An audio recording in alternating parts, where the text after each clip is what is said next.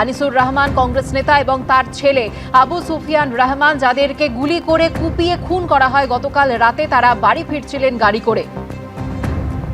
নাকাশিপাড়ায় কংগ্রেস নেতা এবং তার ছেলেকে খুনের ঘটনা, আর এই ঘটনাতেই গ্রেফতার করা হয়েছে তৃণমূল পঞ্চায়েত প্রধান সহ দুজনকে। হরনগর গ্রাম পঞ্চায়েতের তৃণমূল প্রধান ফতেমা বিবিকে গ্রেফতার করা হয়।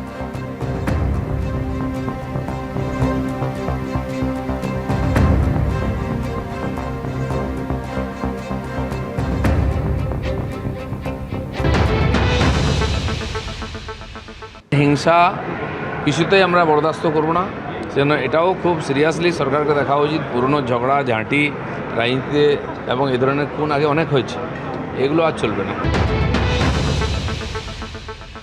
তীব্র নিন্দা করছি। এখন কথা হলেই তৃণমূলের পঞ্চায়েত প্রধান, এবার দেখতে হবে সেই তৃণমূলের সে এখন ভালো তৃণমূলে চলে গেছে কিনা।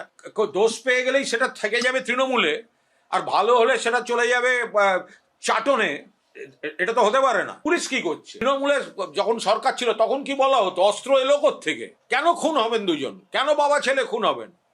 কংগ্রেসের যারা খুন হয়েছেন এই ঘটনার তীব্র নিন্দা করছি। তৃণমূল মেরেছে, তৃণমূল নিজে মার খেয়ে কোণঠাসা। হয় বিজেপি, নয় ভালো তৃণমূল বলে যাদেরকে দেখানো হচ্ছে। ভালো তৃণমূলকে কোথাও কোথাও আড়াল করা হচ্ছে। আমরা এই ঘটনার তীব্র বিরোধিতা করছি, নিন্দা করছি। যে বা যারা যে দলেরই হোক তাদের অ্যারেস্ট করা হোক।